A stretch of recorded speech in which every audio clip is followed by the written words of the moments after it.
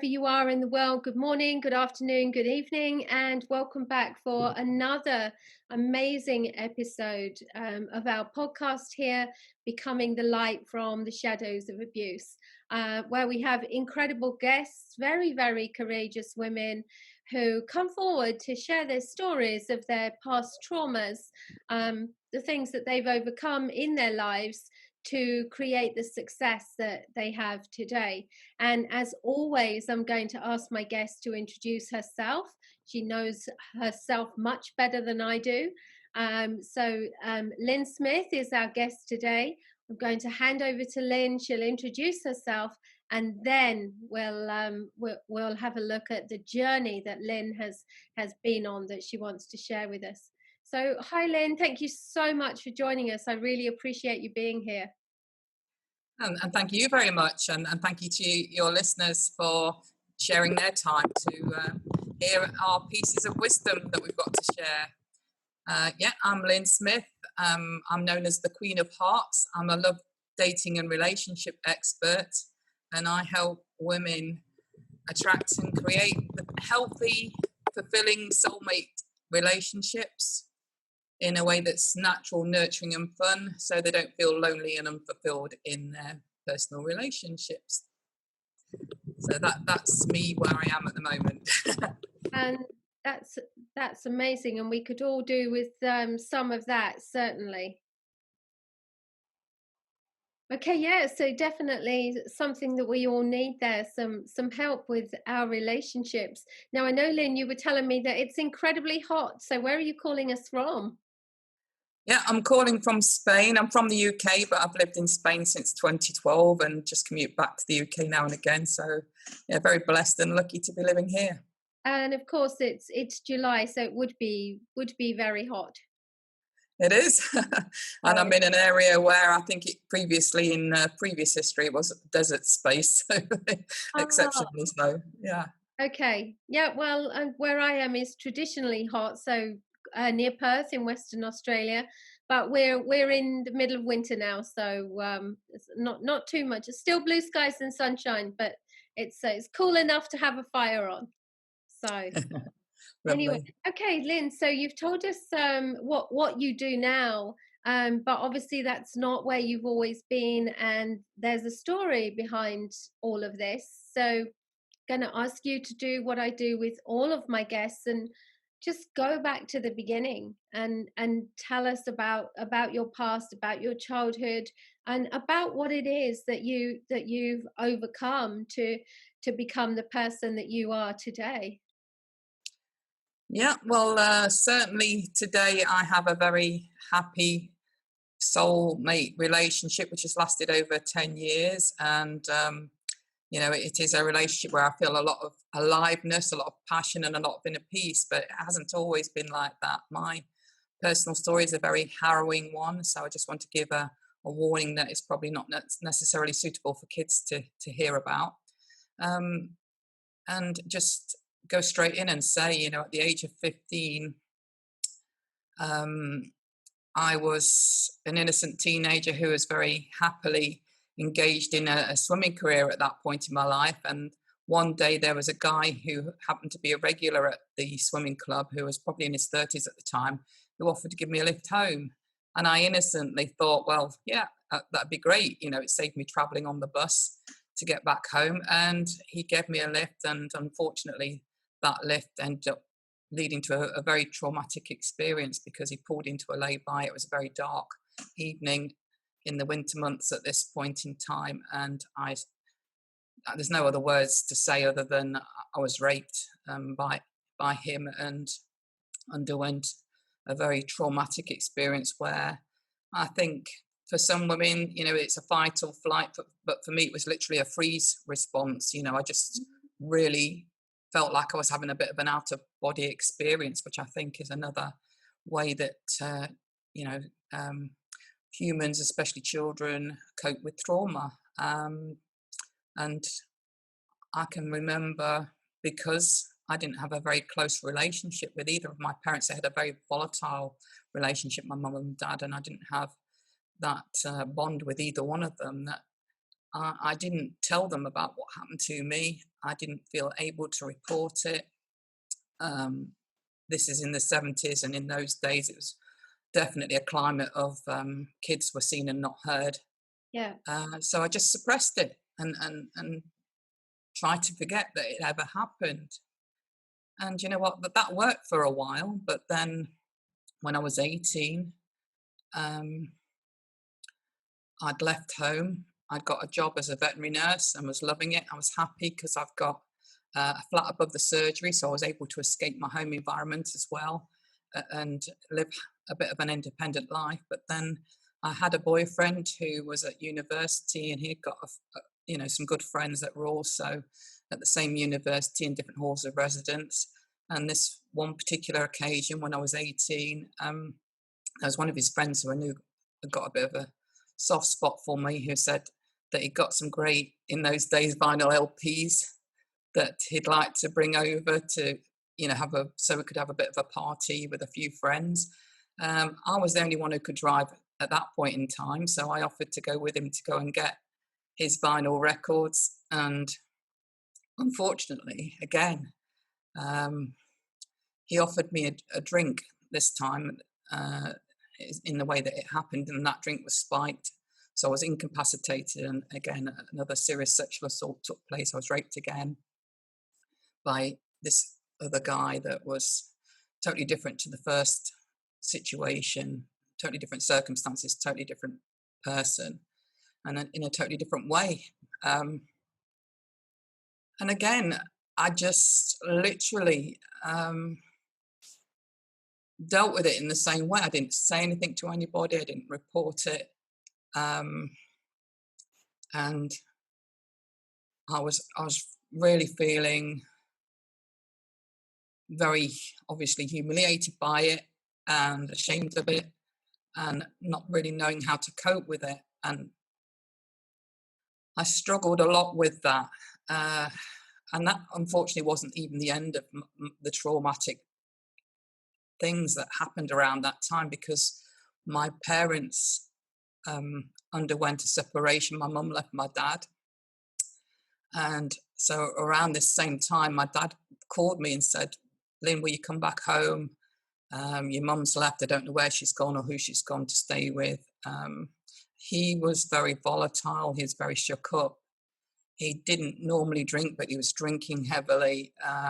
He's always been quite an aggressive type guy. And my younger brother was living under the same roof with him at the time. He was only 16 then. And it was just an awful situation to be in. But again, naively, me and my brother, in wanting to look after my father, took it in turns to sleep with him and make sure he was okay.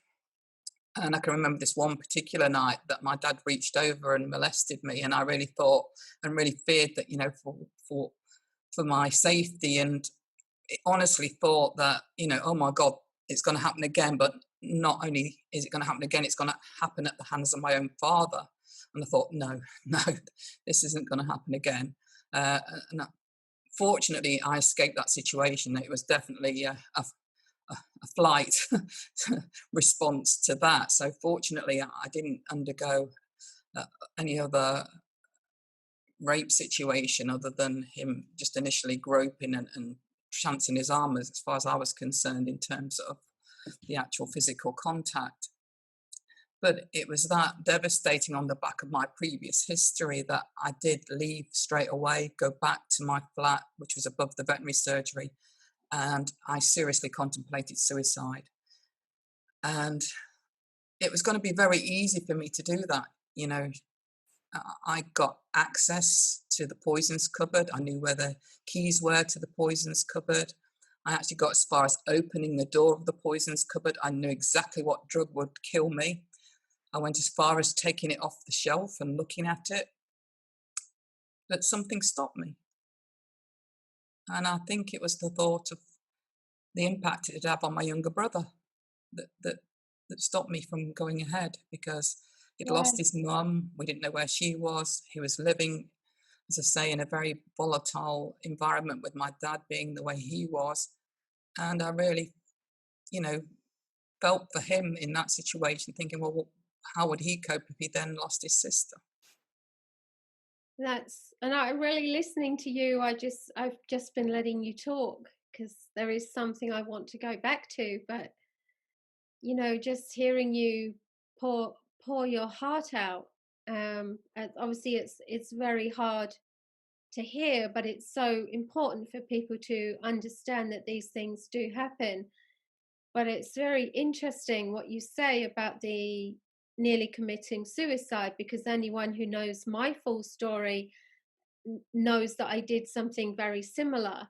And I was actually in the process of going through my suicide, which was, I mean, it was 10 and a half years ago now. It was a long time ago. It's the dim and distant past. And I barely know that person that I was then. But very interestingly, what stopped me was the realization that if I did this, my boys, who were 14 at the time, 14-year-old twins, would never recover.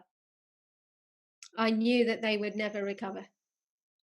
So Yeah. amazing that same thing in that split second, and I hadn't really considered it before.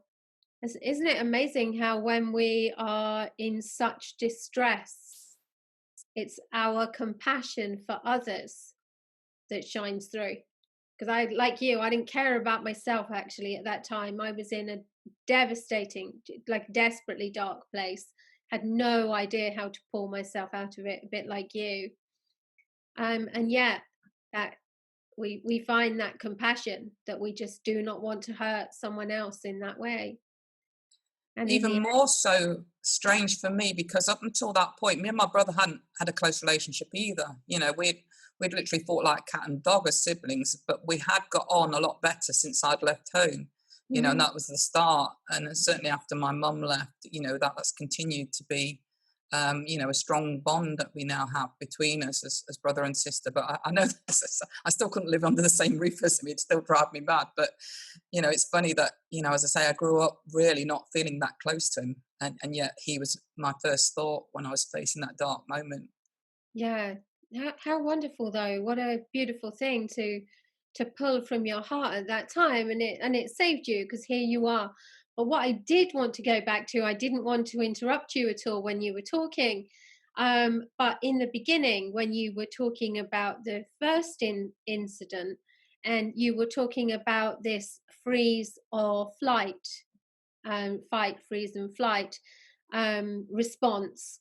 And I just thought it was so useful for women to hear that you froze, and that this is a real thing, because I think so often women in that situation actually get made to feel guilty for not doing anything, or they feel guilty. Why did I let that happen? Why didn't I do anything?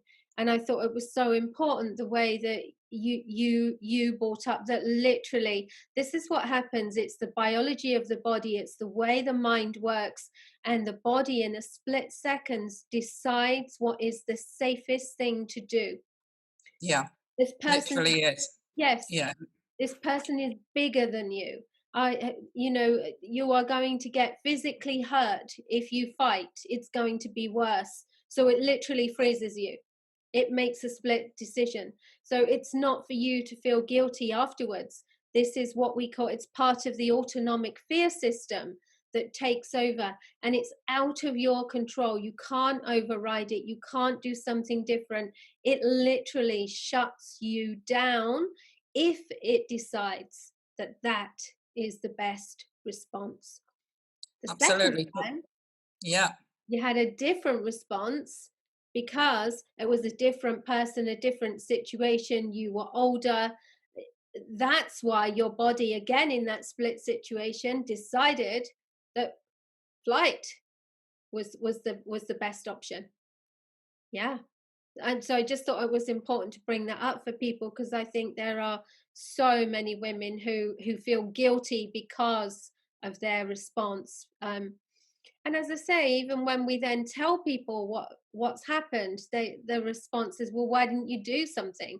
Why didn't you fight back? Why didn't you run? Why didn't you do this? And just understand, everyone listening, just understand that this is how your body is made, and your mind makes a decision.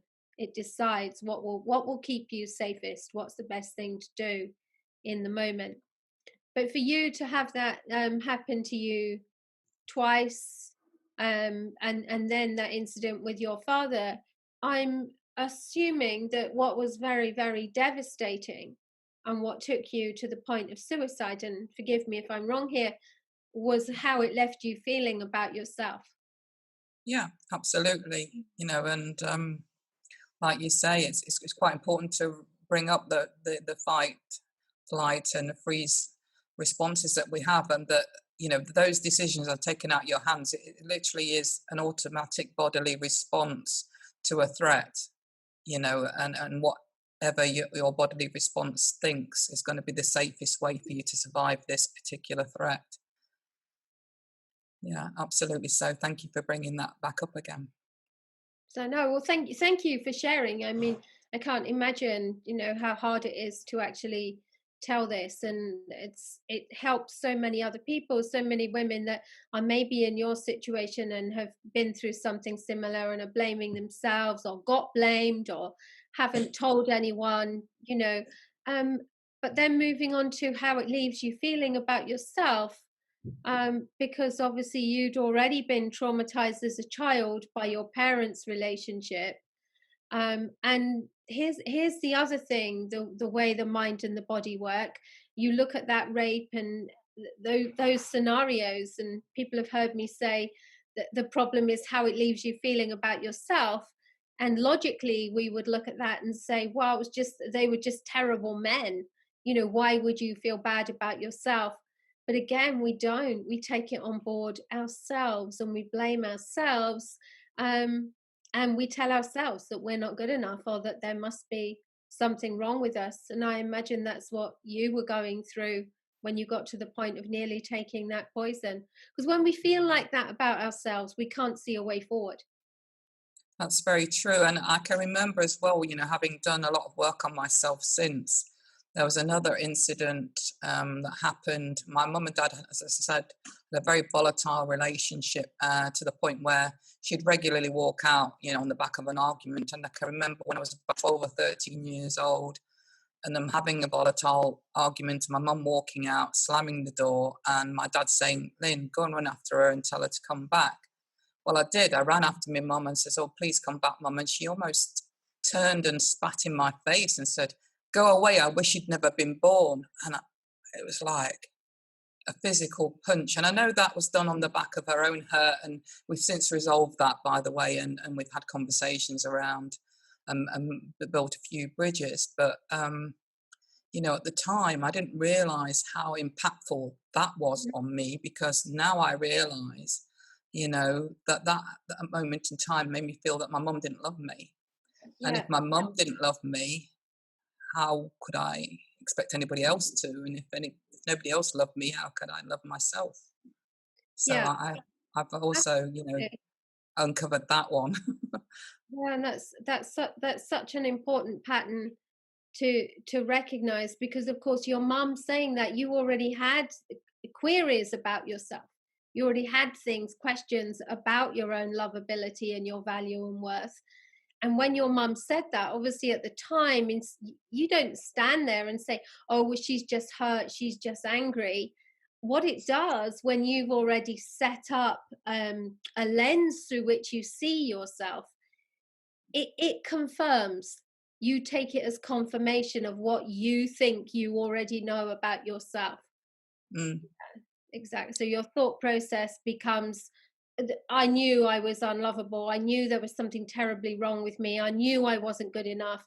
And as you said, and here's my mum confirming it. Even she doesn't want me. yeah, and I've sort of rationalised it since, looking at it through her point of view, and I realised it was said on the back of her feeling trapped in a relationship, which obviously wasn't very healthy, and I think she felt that she stayed in that relationship far longer than she should have done, and that was because she got two kids, Yeah. as a lot of parents do, Yeah. one of And which was me. that's very interesting too, because of course we do come across, and you obviously you'll know this from all the relationship work that you do, the number of people that say, oh, I stayed in a relationship for the children. Now, sometimes that can just be, I didn't know how I was going to look after them financially or whatever. But some people genuinely believe that the children need two parents. And what they overlook is the fact that those parents are role models. They are teaching the children how to be as adults. You know, what does a relationship looks like? As a woman, what should you expect from a relationship? As a man, how should you treat a woman? Children are observing all of those things within the relationship, and that it's amazing the number of people that just don't understand that, and they just say that they're staying for the children. And yeah, there are so many circumstances where the children are just better off, but they do need to know that it's not their fault, because they will Yeah, always blame themselves. sorry. Yeah, go I'd on. second that 100%. You know, that children aren't deaf and they're not blind. You know, if you've got an unhealthy relationship going on with your partner, your kids are definitely being impacted by that, negatively impacted by that. So a reason for staying in that relationship should never be your kids, because your kids will be far better with two parents who are separated and are far happier than two parents who are together that are in a toxic relationship. Yeah, absolutely. Because the thing is, even if people say, "Oh, well, we don't do this stuff in front of the kids don't hear, the kids don't see." Okay, so even let's say you manage to 100% shield them from that, what they then don't see is love, affection, joy, laughter, support, all those things. They're not seeing those things either. So even if you shield them from all the negative stuff and all the positive stuff isn't there, what they learn is that a relationship is just this devoid, dead, you know, like almost purposeless existence. That's what they learn. That's what they learn too. And I work, you know, obviously I work just like you do. I work with the adults who are the products of these kind of experiences, who have no idea either what a healthy relationship looks like because it was a toxic one that got modeled to them, or all the positive stuff. And they'll say, well, I never saw affection. I never heard my parents call each other cute names, and I never saw my dad supporting my mom, and you know, all these things. So yeah, so very, very much to be aware of. So all these important things that come in when we open up and we start talking and sharing, which is why all of this is so important. But having said that, go back to where we were. So you were saying about you know, being there with the poison, and then understanding that, getting this image of your brother without you. So yeah, take us from there. What happened after that?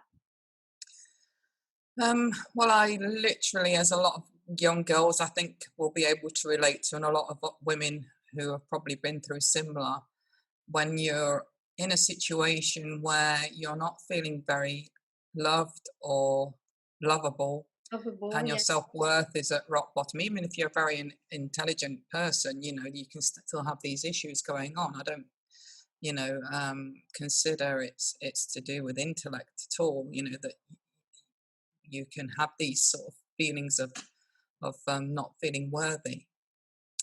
But for me, you know, I went through a promiscuous phase, and I think a lot of girls do, you know, on the back of wanting to feel loved. A lot of young girls do that through sex, don't yeah, we? yeah, We do. And I was one of those girls that, you know, I went through that promiscuous phase where just because I wanted to feel loved, you know, I did it through sex, and obviously that wasn't very productive at all. You know, I did attract some okay relationships. I did attract some toxic relationships, and I did attract some good relationships. But even the good relationships, I self-sabotage because yeah. of my not feeling worthy of those relationships. Could you So that's a really, really important point. Would you be able to expand on that for anyone listening who might have pricked up their ears at that, kind of thinks that maybe they're doing it, isn't sure, or has never really thought about that before, because it's a very real thing, and it's something we do when we don't think we deserve the good things that are happening to us. Yeah. So yeah, if you could expand, can you expand on that for us? Yeah, I think it was just, this is all obviously in hindsight. When you're Mhm. looking back and doing and having done inner work on yourself, you Yeah. realize, that everything's led you to where you are now. And, you look then for reasons. Well, why did I go through that phase? And I can sort of visualize it now and think it was still on the back of that, the low self-esteem, the lack of feeling loved, the not knowing how to love myself, um, and very much, one of my highest needs being love and connection, and I wasn't getting that from my own parents, my friends. So I went, looking for it with men, and just literally, thinking that by offering sex, I'd get the love. But obviously, Yeah. in hindsight, I know that's not the way to get love. I It don't, just satisfies a need in the moment, and then obviously you attract men that are going to take advantage of that. yeah, of course, of course. And don't we all love hindsight? Isn't it wonderful when we can look back and we can ask the questions from a distance and then we get the answers? Getting the answers, that's amazing when you look back and you work it through, and you finally get to where you need to be. So how did all of that progress for you? And How did you come out of that? it progressed, to me having, there was a phase, as I say, where I was very promiscuous, and then I calmed down, had some, as I say, good relationships, okay relationships, and some toxic relationships, and then I calmed down and did start to develop some feelings of self-worth.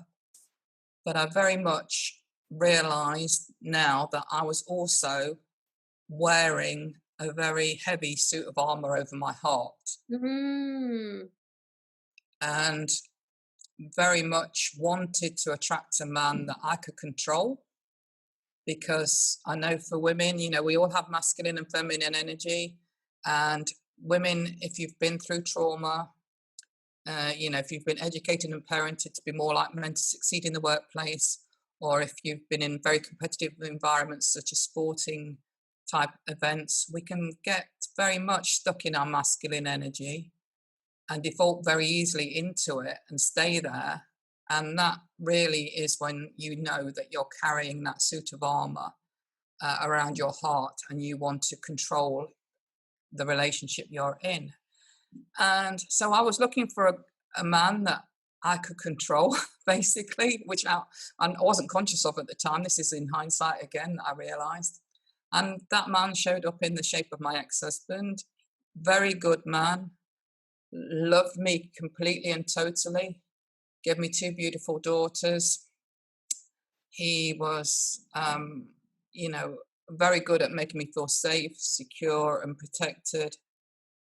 And that stood me in good stead for 23 years. But for me, I always felt a bit unfulfilled in that relationship. I always felt a bit dissatisfied. I was confused, and I didn't understand why I wasn't feeling totally fulfilled, and I wasn't feeling any passion in that relationship, and wasn't aware that I was contributing to that situation being the way it was, because I got this very closed off protective armor and that, of that I and of was wearing.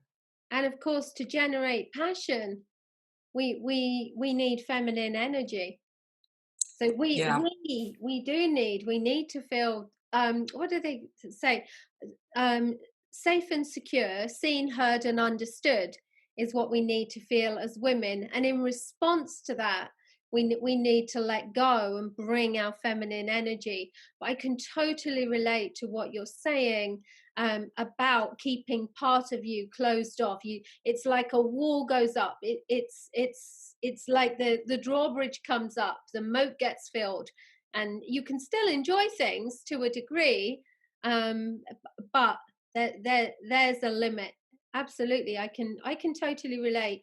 It's like you go through so much and you get to a point where you just go, okay, no more, no more. I'm going to recover, but no one is doing that anymore. Yeah. Absolutely. Yeah.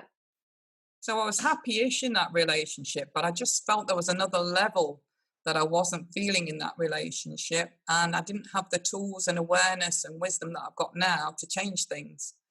But that relationship served me for 23 years, for where I was then. That was Um, that was a yeah, wonderful gift, really, wasn't it? From where you were to go into that. That was quite a gift at that time to to be able to experience that. As you say, it was what you needed. I tell you what I was interested in before that. You said that you started to build and to discover some self-esteem. And I know this is something that people really struggle with when they've been damaged as children and they have no self-confidence. And you talk about building self-esteem, and people are like, how? I don't even know where to start. I don't know what that feels like. They've been so invalidated and shut down. So how did that come about for you? Where did you find these glimpses, these glimmers of self-esteem? I think through my work, I was quite successful in various jobs that I was, I've always been on the personal development journey, and I've had the belief in my head always that I'm a quick learner. So I think through vocational trainings and being able to quickly rise in my work, as well as enjoying hobbies, getting involved in hobbies and activities that that you would like to try or you're already doing, and then becoming good at those, starts to build confidence and self-esteem, because you start to realize, actually, I'm enjoying doing this hobby or activity, and actually I'm quite good at it, and then you get validated as, you're not only internally validating it, which is the most important validation, is to validate it for yourself that you are good at something and worthy. But also you start to also then get external validation that that's also the case as well. Oh, thank you. That's very important for people to hear. I can definitely relate to using work. I definitely used starting my own businesses as a way to start to, yeah, as a start to build a foundation for myself. It did take a while, probably 18 months to 2 years. I really, really struggled. But then, as you say, you start to suddenly say, actually, people like me. I'm doing a good job here. Customers like me. I'm doing really well. And yeah, as you say, the kind of the awards and the external validation. So I can definitely relate to beginning to build yourself up in that way. And I think as well, to be around, when you choose new hobbies and things like that um being around new people, the Yes, right kind of people, removing toxic people from your life, toxic relationships. It can be hard because you've really got to let go of what was and embrace what's new and what will be. But so often the people around us as well have a huge impact. that's very true. I'm glad you brought that up, because I do think that's an important point, to set your environment up for success. So if you know you've got relationships around you, whether they're friends, family, work colleagues, that aren't serving you, then do your best to distance yourself from them. You might not be able to totally eliminate them from your life, but do your best to distance yourself from them and just focus on those good relationships that you have Uh, currently. I know, and I think sometimes when people are really suffering from low self-esteem, they'll ask, "Well, how do I know? How do I know if someone is toxic?" And I always say to them, "Well, if someone is diminishing you and putting you down, and then people will almost immediately cut in and say, 'Oh, yeah, but that's my fault. That's the things that I do wrong.' No, no. The only reason someone has to diminish you and put you down and criticize you in a way that is not done to lift you up it comes from their own sense of lack. It's from Absolutely. their own lack of self-confidence and self-esteem. And that's a big game changer for people to realize that the other person is coming from a place of fear and a recognition of their own lack of ability and their own lack of self-worth. Um, and that's really helpful for people to realize that as well, because it means that sometimes other people that might have power over us, suddenly when we can see them in this way, this different way, it takes away their power, which is very, very helpful, very important. Absolutely. I think there's two ways that people, can serve your relationship with them. They can either help you build your tower, or they can knock it down to make themselves feel good. So if you've Absolutely. got somebody that's knocking your tower down to help them feel good, then that's not a great a great environment or relationship to be around. Yeah, exactly. Yeah, so to be aware of that. So you had this marriage that, and you obviously you realized that there was something in it that wasn't fulfilling, or that gave you such a lot. And obviously it really must have given you such a good foundation when you needed it, and really helped you heal and recover. But where did you go from there? Well, unfortunately, because I was so strongly called, I suppose, to search for a relationship which I knew existed that was at another level to that relationship. I ended that relationship, and there wasn't any third parties involved. I just knew it had ran its course, and I had to have that very difficult conversation with him about it. And what was surprising to me was he said it had been better if I'd actually, been having an affair or something, than me saying, no, I wouldn't never do that, because you don't deserve me to do that across you. You've been an absolute, great man to me in this relationship. I would never, embark on being any infidelity. Um, but it actually made it more difficult for him to understand, because it made him feel like then it was all his fault, if you see what I Yeah, mean. he was. Uh, He and, just and a was. bigger rejection of him. So that was a bit of a learning, and I thought, oh my gosh, here's me massively believing I'm doing the right thing in not searching or going looking for a new relationship until I've properly ended this one. Because that didn't fit not well with my own morals and standards of behavior. And yet he's even more gutted, because I couldn't even say it's because I've met somebody else. Yeah. Um, Very interesting. Yeah. And I'm not sure. I mean, what can you do other than be honest? You couldn't make up that you'd found someone else. It was what it was. So, but I Yeah. can see actually. Yeah, I can see how then he feels it could only be about him. But again, it wasn't about him. There's someone else that he would be perfect for. It Yes. was just about your dynamic, the two of you. So, yeah. Yeah, absolutely. It was such a hard thing, it really was a hard thing when there's no third parties and there's Mhm. no abuse in a relationship. It's just a case of, you just feel like it's run its course, and the guy is a good guy. It makes it extremely hard and difficult. It would have been incredibly hard to let go of, because even people in, like, I've been in a long marriage, and I've known for a couple of years. Well, I've known for nearly 5 years now that my husband has these narcissistic tendencies. It took me 20 years to even work that out.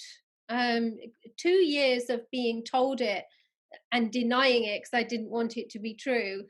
And then 2.5 years of trying to resolve it. And there's been some really difficult times and a lot of toxic stuff in there. And it was still so difficult to let go of, because we all want the illusion. We hang on to the illusion of what we want it to be. The Mm, hope that it will change, that it will miraculously, God knows how, but become what we need it to be, because leaving is so hard, because we don't, and this is what we have to understand. When people say, oh, just leave, it's not just about leaving the person, it's about leaving a life, an environment, your friends, your all your things, everything that has gone with that. It is so hard. So you must have had incredible strength to walk away from something that was okay, it was good. You know, a lot of Mm, people in your situation would choose to just stay and just be friends forever. Just be yeah. friends. It will be enough. You know, so Well, your courage is amazing, standing. he even said to me that he'd put up with me, if he so desperately wanted me to stay that he'd said, if you need to find a lover, I'd accept that. And I thought, no, I can't do that to him. I just Yeah. couldn't do that to him. He deserved so much better than that. And it was even more devastating. This all happened in 2009, so this is over 11 years ago now. My daughters were coming up to 17 and 19 at the time, and they've never forgiven me for it. I've had to, sort of come to terms with that estrangement from my daughters on that that's still existing today on the back of that decision. That is amazing. So they just couldn't accept that you needed something else. Well, no, because as I say, my husband was a good guy. He still Yes, is a good guy. yes. You know, it's But you must have just had this really strong conviction. You yeah, just knew that there was something else out there for you that yeah, you had to do. yeah, and that sort of pull was so strong. Um, it's like a really strong internal intuitive calling that that I needed to make that decision, and I did. Um, and then literally 6 months later, I did meet you know that and have and experience that soulmate relationship that was that next level, of Right. passion, of aliveness, of fulfillment, that I knew existed, but I wasn't experiencing with my ex-husband. I just think that your courage and your conviction will be such an inspiration to people listening who are in something that is okay or not so bad that they think they should leave. And to hear you do this, I think it's incredible for people to hear and to understand. And it really brings home the truth that when you become who you're really meant to be, when you let go of what is not supposed to be there, you really do make way, um, as you said, for that next level, for what you are really supposed to experience. You become a different person as you let go of what isn't serving you. What was that experience for you? What did you find once you let go of that? And I mean, that's traumatic in itself. Your husband was devastated, your two girls. But what was your experience of who you became once you let go of that? I think, again, looking in hindsight, was that suit of armor. I just was prepared to open my heart now Right. to You somebody were ready. fully, Yeah. Okay. without it being guarded. And I'm assuming that with that, you lost the need to control as well. Yeah, relinquished all control, Yeah. And but just, from a healthy place. yeah, yeah. So then you can just allow things to be rather than having to control and manipulate. Yeah, it was literally um, doing that because um, masculine energy, when we're in that as women, is all around, having that control Yeah. and wanting that control. And quite obviously, if you've been through trauma, and like I said, if you've been educated and parented to be more like men in terms of looking for results in your work environment, it's quite easy for us to stay stuck in that masculine energy. But that isn't what is attractive No. to healthy masculine men that are looking for a partner, because what creates passion and aliveness in a relationship is the polarization of our energies. So, the more feminine you can be, and the more you're going to create and attract the masculine male that you really want in your life, rather than, if you're sitting in this middle zone where I was with my ex-husband, where my masculine energy was very similar to his, and Yeah. in that respect, his feminine energy was very similar to mine. There's no polarization, which means there's not much attraction, there's not much passion. You'll never have passion for a man who you can control. Yeah. That's what it boils down to. Absolutely. And the thing is, as women in our daily lives, so often we do have to be in masculine energy, because we are achieving, we are doing, we Yes, want to get results. We're often working in a male dominated environment, and we do have to step up and protect ourselves and prove ourselves. But when we know what we're doing, we can switch back to feminine energy just like that. And absolutely. it's very, very important, as you said, that we learn to do that, that we know what is masculine energy, we know what is feminine, and we know how to be in each one, and which one is appropriate for when. Yeah, because it makes a huge difference. Yeah. Yeah, we have these energies for a reason, and they're all appropriate, like you said, to be used in different circumstances, um, and different scenarios. But where it's not appropriate to be in that masculine energy, especially if you're attracted to the opposite sex and you really want that man who's a red hot blooded male who is going to sweep you off your feet, who's going to offer you such undying passion and commitment and treat you like a goddess, you're not going to attract that if you're acting like the man in the relationship and he's picking up on that masculine energy. He'll Yeah. just feel that, and uh, it'll create conflict, or it'll create him stepping more into his feminine, which you're not going to find attractive. Yeah, and of course the thing is, like, if you want sweeping off your feet, the kind of man that wants to do that, he needs you to be in your feminine energy, because if you turn up in your masculine energy, he doesn't get the impression that you want sweeping off your feet, so he just backs off. So it He is it does. is fascinating. It really is, masculine and feminine energies. I actually have come up with my own five relationship energy states, and they are, you can be in any one of these states regardless of whether you're a man or a woman. You can be Mhm. in healthy masculine, unhealthy masculine, healthy feminine, healthy feminine, or you can be in that middle neutral energy zone, which is where me and my ex-husband were, where you've Right. not got much passion or attraction there. So on the healthy masculine, he's the chivalrous guy. He's the red hot blooded male. He's assertive. He's protective. He keeps you safe. He keeps you secure. But also, he is very much in his healthy masculinity, and he treats you like a goddess and sweeps you off your feet. The unhealthy masculine is what a lot of women accuse all men of being, and what I think all men struggle with. Are they this? And that is the male chauvinistic type, the narcissist, the despot, the dictator, the possessive, the Yeah. controlling, the aggressive masculine. The healthy feminine is the caring, nurturing feminine. She's sensual, she's playful, she's naturally compassionate and very loving.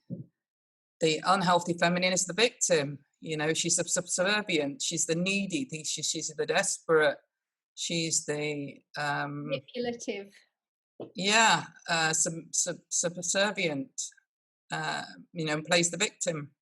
Yeah. And then, as I say, the fifth one is that middle zone of energy where there's no diversity of energies. There's just that middle zone where we've all been educated and parented to be more in that middle zone in the name of equality, which equality isn't meant to be around making us the same as each other. There is a reason why there's men and there's a reason why there's women. Otherwise, we'd just be one gender that's reproducing itself. So we're not meant to be asexual beings that are reproducing ourselves. We're meant to have, that diversity of masculine and feminine. And it's not wrong to be either masculine or feminine, and I think equality has got misunderstood, because I obviously support equality, but equality means equal opportunities. It's not about being the same as men. Men are physically different, they think differently, they behave differently to women, and men aren't hairy women. Yeah. There's a reason. There's a reason for that book. Men are from Mars, and I was talking to someone recently, and I was trying to explain it, and I said, look, you have to think about the fact that don't think of us as the same species. Think of us as different species. We are so different. We are wired differently. Our bodies are different. We behave differently. We absorb from the environment. Everything is different.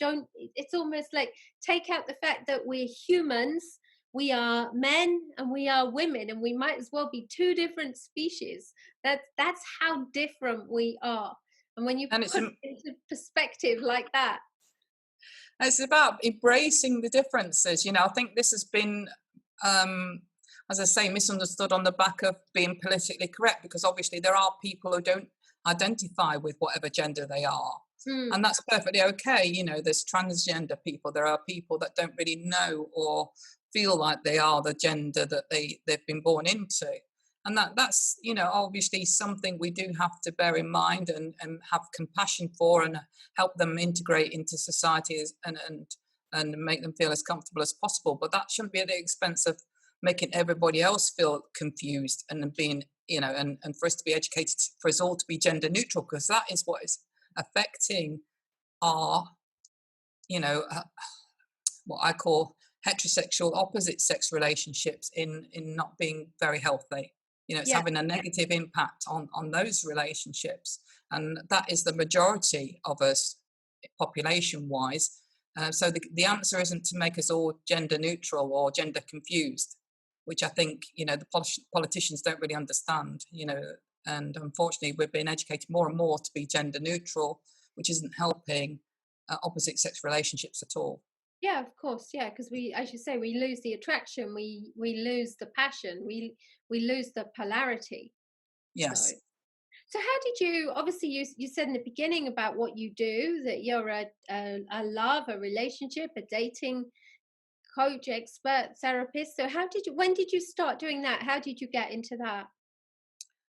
I think it just naturally, I don't know, again, it felt like a calling. I started my sort of healing personal development journey, really got into it in 2005. I'd always, as I said, previous to that, been very much on a self-improvement, but more vocational type qualifications I was involved with, but got more and more into personal development, became really good at the mindset stuff and coaching other coaches on how to be and grow and succeed and get great results in their businesses. So it's on the back of, building a foundation of good coaching skills and having that track record of success, which then led me to diversify more into, looking at relationships, because I could see how I'd generated results over the years, and I was becoming more aware of my own history and how that had led me to where I currently am. Listen, that's an important point as well, that a really key part of any healing is to realize our role. Because while we're looking at everything that's happened to us and around us, and we're blaming everyone else, we have no power to bring about change. Because if none of it is to do with us, if none of it is our fault, if all of it is to do with other people, we can't do anything about it. And it's that realization that, hang on, I had a role here.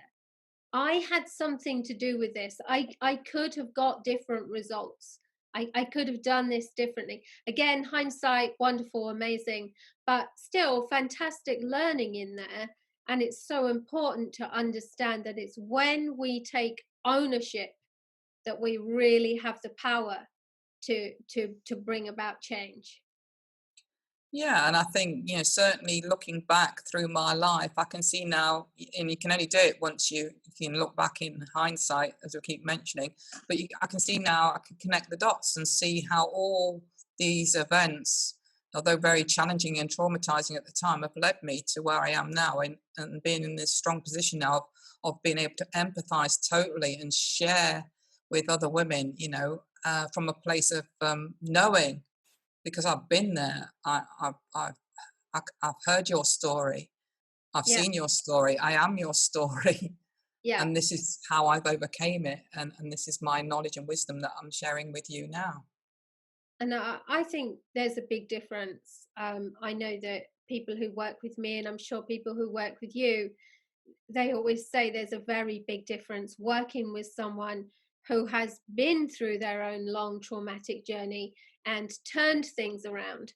Because when someone is talking about experiences, you've been there, as you say, you can feel it, and you know what it's going to take to get over it, and rather than just someone who has learned from a textbook. And I'm not saying that that's not valuable, of course it's valuable, but I think that on a human level, people really connect with genuine and personal experiences that mirror their own, real Absolutely. empathy and understanding. Yeah. 100%. I'd rather have somebody that is totally unqualified. You look at somebody like Richard Branson. He only had a high school education, but would you refuse business advice from him because he's not got all these vocational qualifications or academic Yeah. letters after his name? Of course you wouldn't. So I do, and yeah, I totally 100% agree. Somebody that's got that experience and empathy of actually having been there and overcame it, is going to offer far greater value.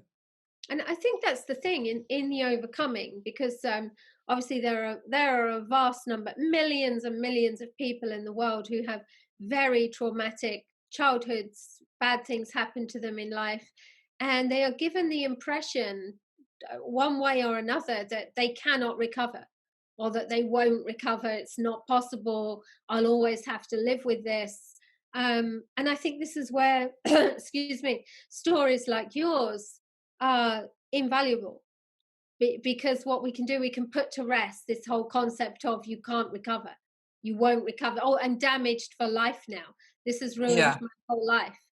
It, the amount of women. I mean, I run well, I don't actually run it, but I am one of the admins in a support group on Facebook that helps rape survivors. And the amount of women that come in there, talking about being broken and broken for life and never being able to recover. And I say, look, please, just let's change that mentality right now. mm, That's not who you are.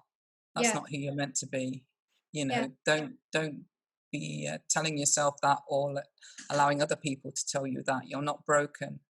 yeah. You can overcome this. There's loads of women in here who have overcome this and are leading very successful lives. So let's be a role model for that and call yourself a survivor, not a victim. Yeah, great. Yeah, because, well, the thing is, the mind reacts to the words and images that you feed it. So if you are feeding your mind the idea that you're broken and that you're never going to recover, your mind is going to support you in that reality. Whereas if Yes. you tell your mind that in a few months' time this is going to be behind me and I'm going to be fit and healthy, and your mind takes notice, because, oh, this is what you want, and it looks for ways to help you achieve what you're telling it you say you want, you know. So yeah, that's a very important point there. But yeah, thank you so much. Do you have anything that you would, obviously we're going to put all of your details in the show notes here, because I'm sure there'll be people fascinated by some of the things you've been sharing. We don't often touch on masculine and feminine energy, and it is an amazing subject, and it is vital in relationships. They should teach this stuff in school. They Most should certainly. definitely, not primary school, but at high school. High school, the kids need to know about this stuff. They really do. There's so much kids need to know about in high school that should be on the education curriculum. But yeah, it would be a game changer if they taught masculine and feminine energy. It would be amazing. But It would, for me, I would love to leave a legacy of having a huge impact on reducing divorce, domestic violence, self-harm and suicide, on the back of being able to share this information to the masses, because I do know, what it takes to have and achieve and create a healthy, soulmate, lasting, fulfilling relationship. And it's just vital, like you say, that really it needs to start in school. And I'm not, not just about, how to have safe sex, but to have healthy relationships. yeah, yeah, absolutely. Why would we bother to teach that? I know. So, all right. So, is there anything that you would like to leave everyone with? Words of wisdom from Lynn.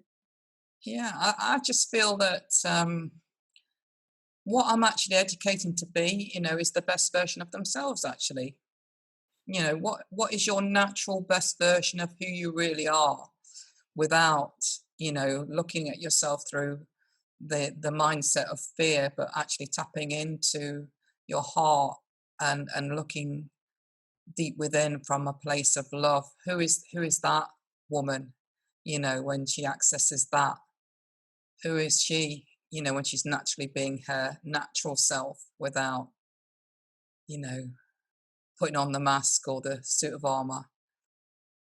Yeah, and I just want to leave that thought with anybody that's listening. Who are you really, and who is the best version of that you're not showing the world? Well, thank you so much. And as I say, we'll have all your contact details in the notes. And yeah, I hope that some people do get in touch with you to explore this concept further of what's required, this masculine and feminine energy in in a successful and healthy relationship. But thank you so much for sharing. I always think it's incredible when we start off talking about where you are now and we go back and you have all this in your past, so that as we're going through your story, people are already aware of where you got to, because of this whole concept of, oh, once something terrible's happened to you, you can't get over it. And yeah, I just think that right the way through there, you've just been such an inspiration, and just showing people the way that, and what's possible, and that our past just does not define us unless we No, let it. Unless we no, let it, we have a choice. We do we have a do. choice. Yeah. Yeah, and I want to encourage, people to speak out. It's hopefully a different culture and a different environment these days where women do feel like they can share and speak out and be more open about. Because for me, I was 42 before I even spoke about it to anybody. And then I Yeah. had a poor experience on the back of speaking. I rang rape crisis because I wanted to be able to tell my husband what had happened to me. I wanted to be able to tell my daughters what had happened to me, so that they could feel like, if they were ever in a similar situation, they would be able to come to me with it. And the counsellor that I saw um, actually said, once the interview was over, I'm sorry, she says, there's a 12 to 18 month waiting list to have any ongoing counselling. And you can imagine I'd waited all those years before I felt ready to be able to speak, and now I was being told that. Well, I think that's quite bad anyway, because like someone could get really re-traumatized telling their story. I mean, imagine if in deciding, like, you could have really kept that locked up, opened yourself up, thinking, now I'm going to get the support I need to heal. And then you're told that. I I know. think that's something you needed to know before you opened up in that way. But that and in itself was, I suppose, my own healing journey then, because when I did receive the letter to say that there was a vacancy now for a counsellor to work with me, I'd already then had the conversation with my ex-husband and my daughters around it. So I actually said to them, no, give it to somebody else. That maybe to my detriment, I don't know, perhaps I should have gone. But, I felt that was the reason why I wanted it. And I'd already summoned up the courage to have those conversations anyway. So, yeah, It just was not a very nice experience, though, at the time, to feel ready to speak finally after all those years and then not get that support. Sure. Yeah. Well, that's an amazing story. Thank you. It's just, I'm sure it took so much courage to come out and tell that, and I just really appreciate you being so open and so honest and willing to share. And I just hope that this is of benefit to so many people. Well, thank you so much. I'm sure, hopefully, the social systems across the world have hopefully changed for the better now, so that if you are somebody that does need that support, you can find it. Yeah. And yes, thank you very much for having me on. I've really appreciated the opportunity, and thank you again to any of your listeners that have stayed the course and shared their time in listening to the end. So thank you for that. I'm very grateful. Thanks, Lynn. Thank you so much. Thank you, Sarah. Love the dog. I love the dog starting to bark right at the end. Could have been worse. At least it's right at the end. This will be like the end of, like the end of a film where suddenly there's a bit more. You think you're finished and there's a bit more, and it's the dog barking. So, all right. Thank you, Thanks, Sarah. Lynn. Thanks, Lynn. Bye.